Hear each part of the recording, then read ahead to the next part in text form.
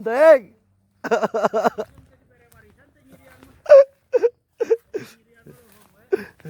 Bener, oi.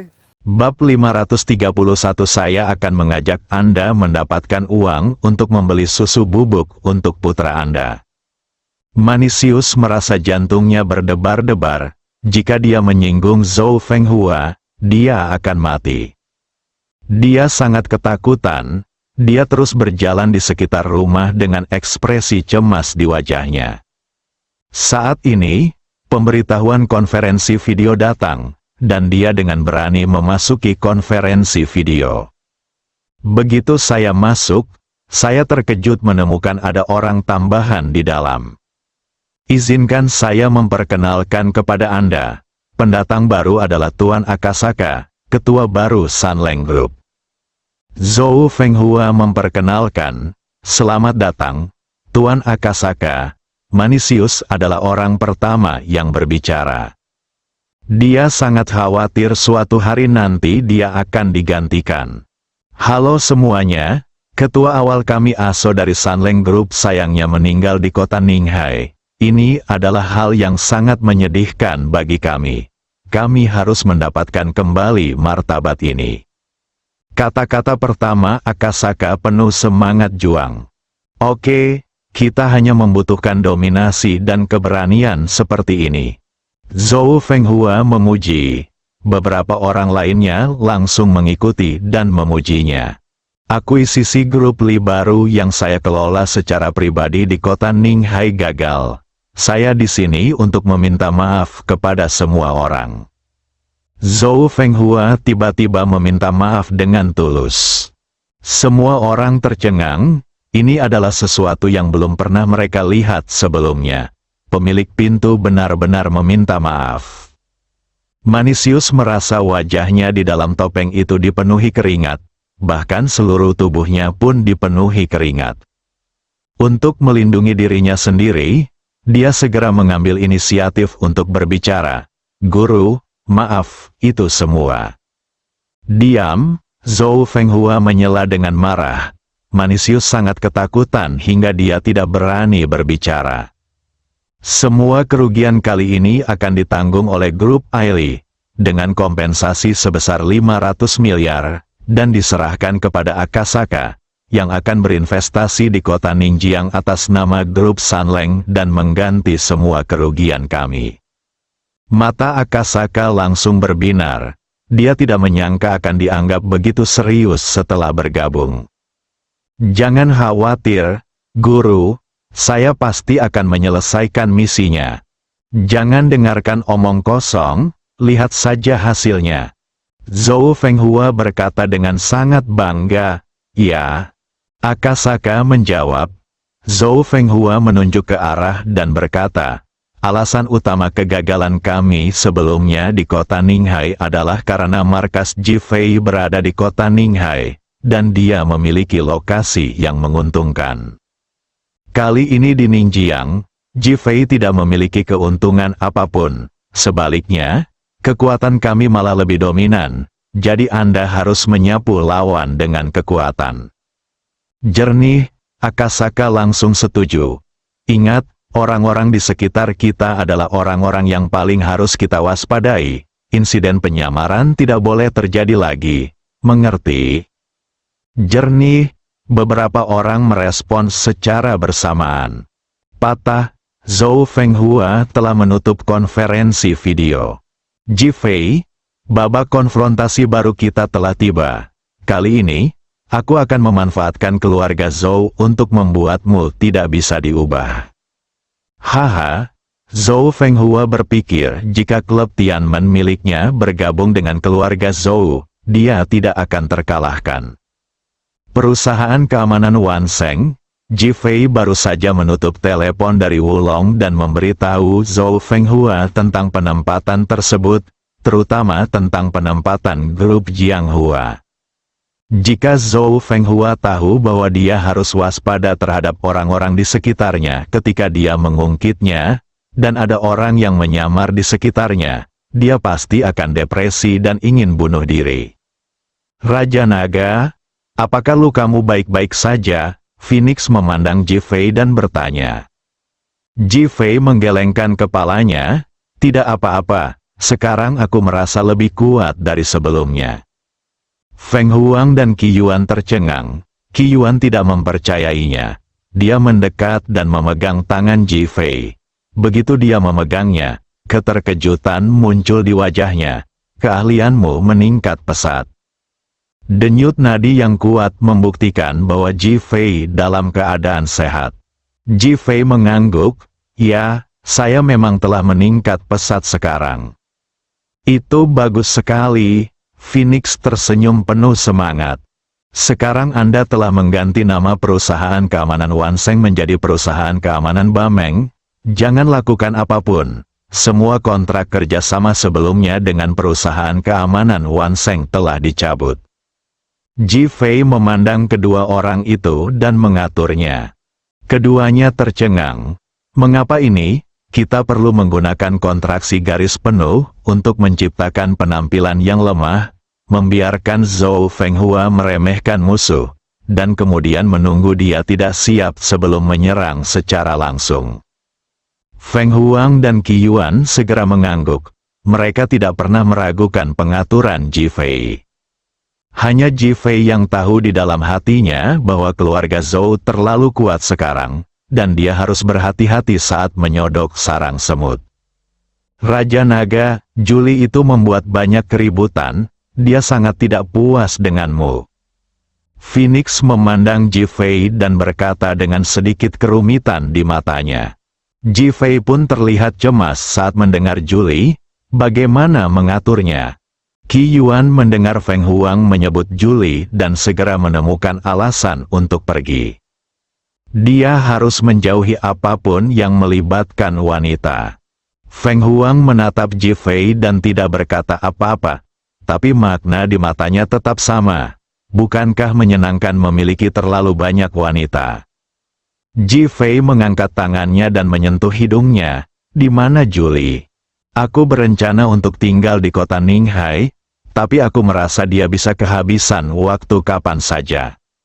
Ji Fei, dia memelototi Phoenix.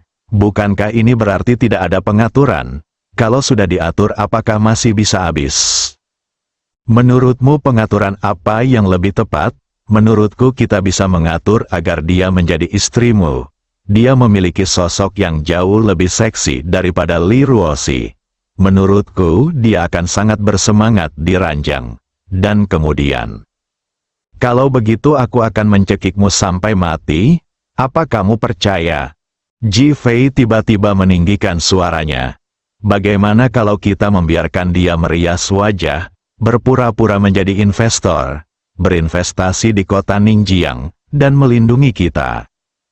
Ketika Feng Huang melihat Ji Fei marah, dia segera mengubah nada suaranya. Anda dapat mengatur ini dan menjadikan identitasnya sebagai pemilik akun ini.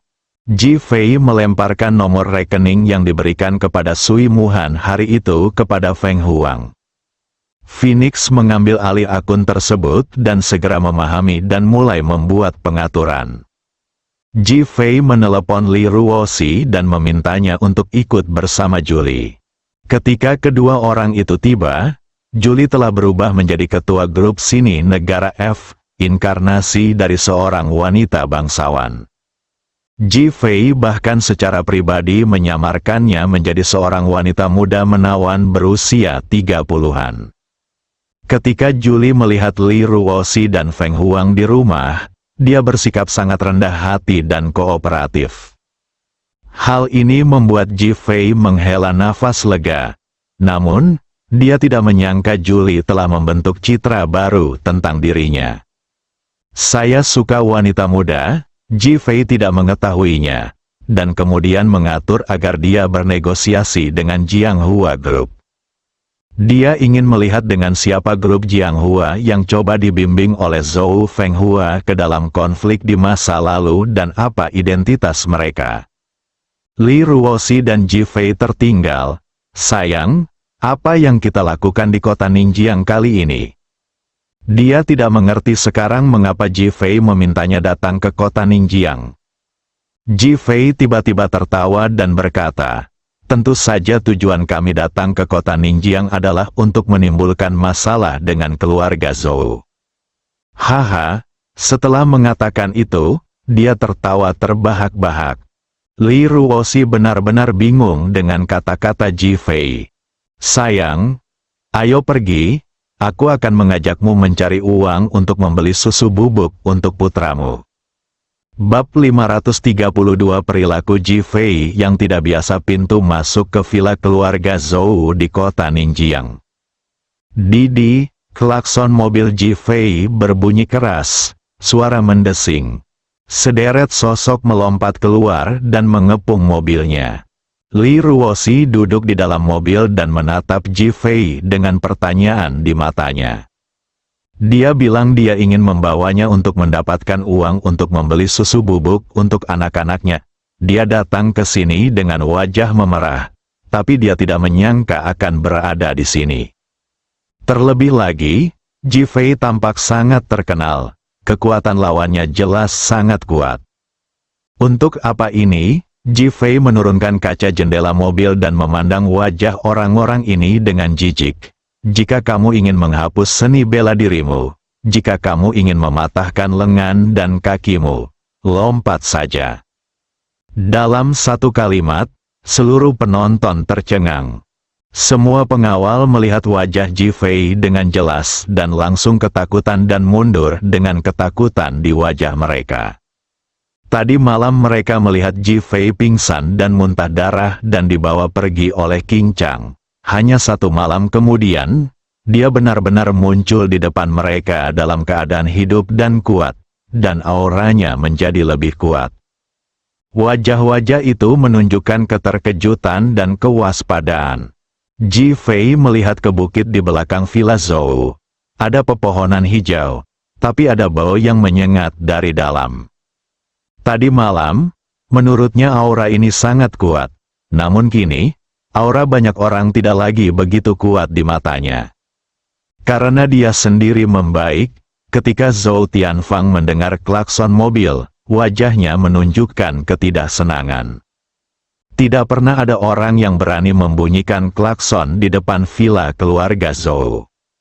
Saat dia mendengar suara Ji Fei, dia menjadi semakin marah. Ketika dia keluar rumah, dia melihat Ji Fei duduk di dalam mobil dengan Li Ruoxi di sampingnya, seolah-olah dia sedang pergi jalan-jalan, yang membuatnya semakin marah.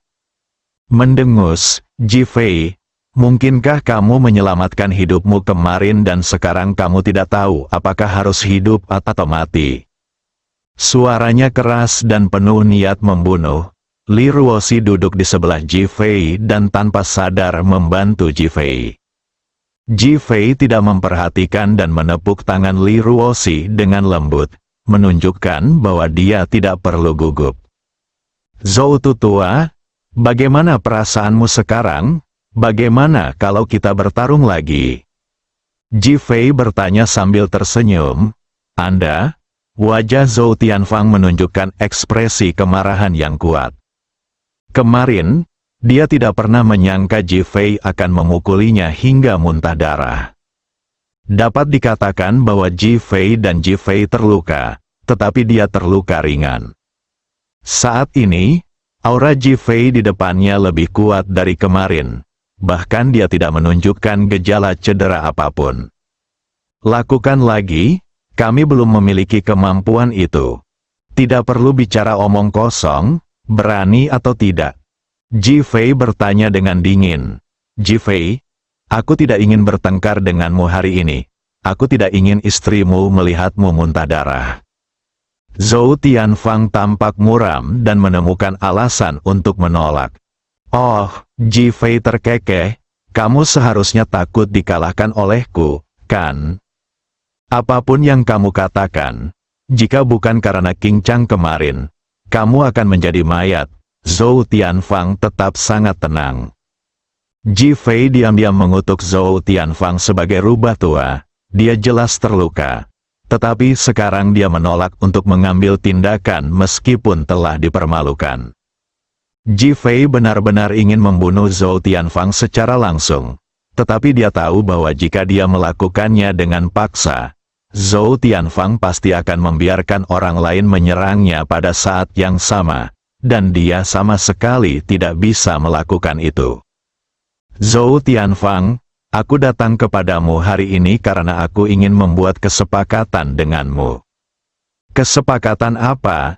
Zhou Tianfang bertanya dengan hati-hati. Kalian berempat yang seni bela dirinya dinonaktifkan kemarin, dan satu yang kehilangan lengannya, saya di sini untuk merawat mereka. Mendesis, Zhou Tianfang menarik napas dan memandang Ji Fei. Apakah kamu tahu keterampilan medis?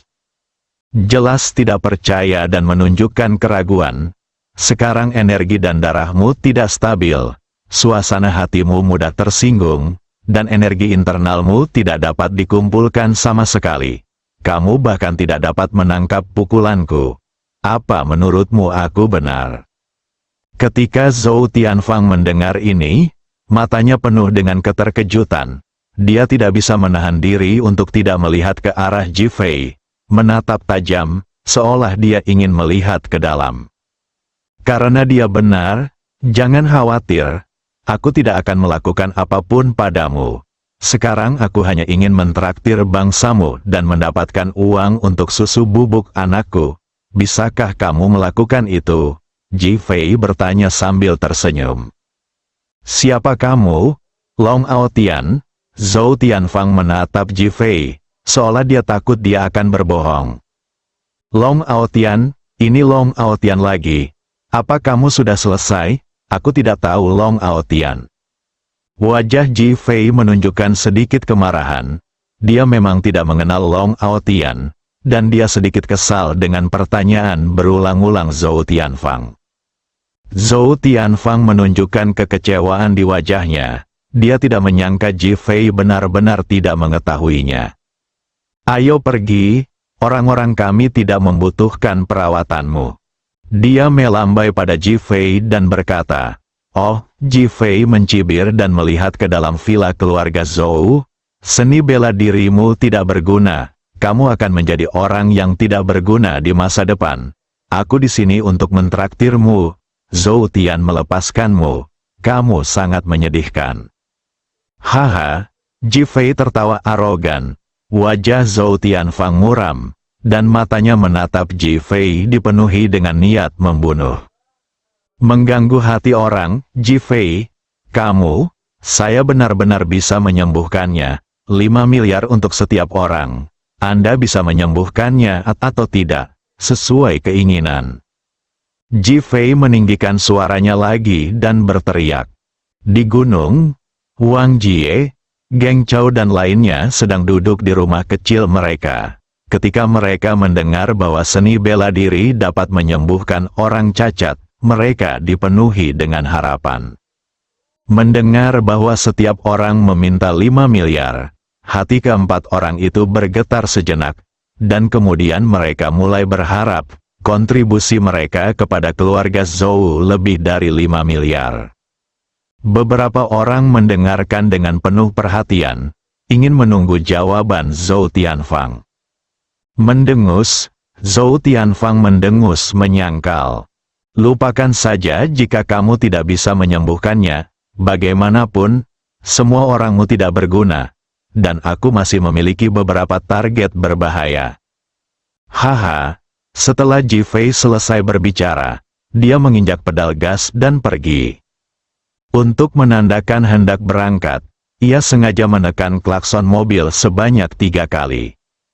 Ketika mereka mendengar Ji Fei pergi, Wang Jie, Geng Chao dan yang lainnya diliputi kesedihan. Dan hati orang lain juga berfluktuasi. Bukankah hidupnya bernilai 5 miliar? Mereka semua setara dengan prajurit super di dunia ini. Setiap anggota keluarga adalah harta karun. Sangat murah. Hatiku terluka. Zhou Tianfang dipenuhi amarah. Tindakan Ji Fei terlalu merusak. Jangan khawatir semuanya. Saya pasti akan membantu Anda menyembuhkan penyakit yang membuat seni bela diri Anda tidak berguna. Setelah Zhou Tianfang selesai berbicara, dia kembali ke rumah dan menelepon Zhou Fenghua. Mobil Ji Fei, suamiku, Ini musuhmu, kenapa kamu membantu? Ji Fei tersenyum, saya di sini hanya untuk mengganggu pikiran orang. Aku tahu ini, tapi apakah ini akan berhasil? Aku tidak berusaha untuk bekerja. Lalu apa tujuanmu? Tujuanku adalah, Ji Fei berbaring di dekat telinga Li Ruoxi.